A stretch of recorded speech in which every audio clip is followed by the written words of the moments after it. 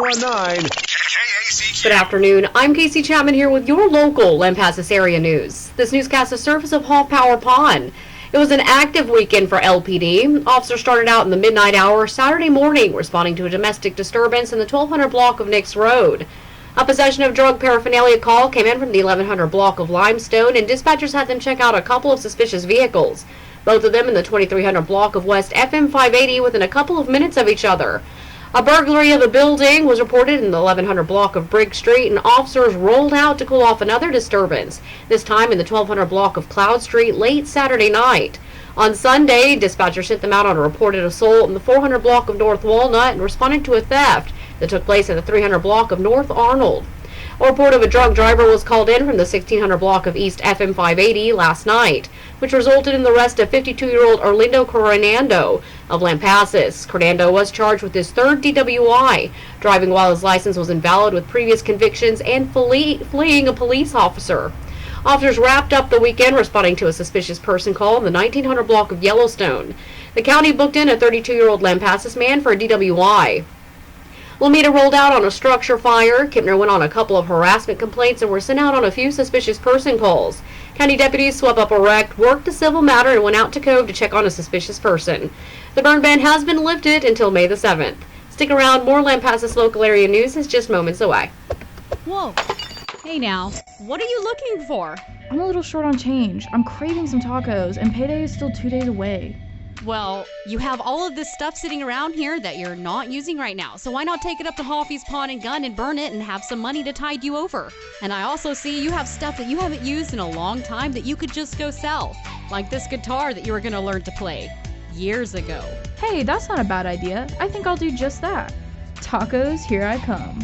Hold up, I'll go with you. They take all kinds of stuff like guns, jewelry, musical instruments, laptops, tools, and a lot more.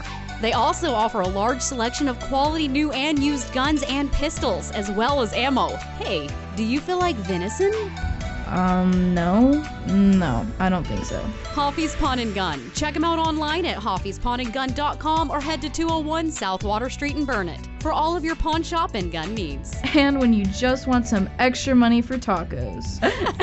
Lampasas students get to enjoy day 4 of their 4-day weekend, but it's back to the books tomorrow. Texas Comptroller Glenn Heger stated last week that state sales tax revenue totaled just over $2.6 billion in March, and that's shy of 2.5% less than in March of last year.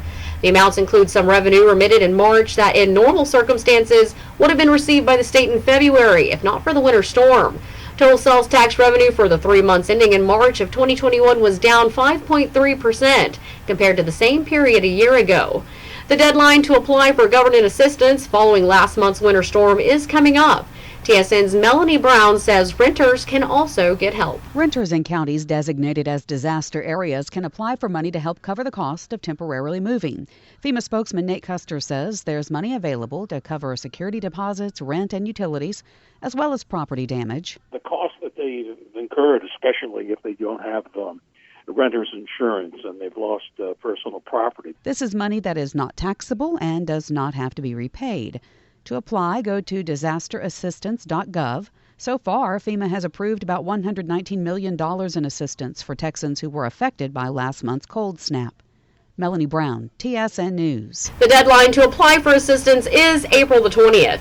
You have just over a week left to renew your expired Texas driver's license and ID cards. The waiver on expired driver's license and identification cards ends on the 14th.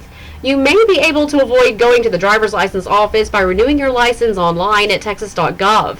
If you do have to renew in person, you can schedule an appointment at any Texas DMV office at txdpsscheduler.com.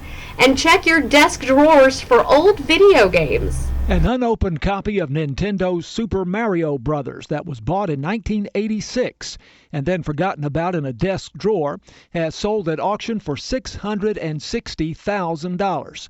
Heritage Auctions in Dallas says the video game that sold Friday was bought as a Christmas gift but remained sealed in plastic until it was found earlier this year. The game's selling price far exceeded the $114,000 that another unopened copy that was produced in 1987 fetched in an auction last summer. John Mark Dempsey, TSN News. In sports, Badger baseball is back on home dirt tomorrow to break the first place tie against Brownwood. You can have that game live on 101.9 with the first pitch at 7. Around the district, Badgers and Brownwood sit at 4-2, Stephenville at 3-1, Gatesville at 3-3, while Glenrose sits in the winless column at 0-6. Lady Badger softball has a bye tomorrow and will start round 2 of district play at Gatesville on Friday. Hear that game live on KCYL 1450 on the AM side. District-wide, Glenrose sits undefeated at 3-0, Lampasas at 2-2, Stephenville at 2-1, and Brownwood sitting at 1-2, while Gatesville waits for their first win at 0-3. COVID-19 update. Yesterday's active COVID numbers around the region reported from the state shows Bell County down 1 with 293. Coryell County up 27 since Thursday with a solid 100. Burnett is showing a 21 case drop, putting them down to double digits with 98, while Mills is steady at half a dozen. San Saba is going on 3 weeks with no active cases, and Hamilton is up 1 with 6. Here locally, as of Friday, Lampasas County was reporting 16 active cases. That number doubled since the previous report. 2 remain hospitalized, and the number of fatalities is holding at 30. The number of total cases is over 2,100, and over 2,100 county residents have been fully vaccinated. Thank you to our viewers. We'll see you again next time. I'm Casey Chapman with your local Lampasas area news. 101.9 KACQ.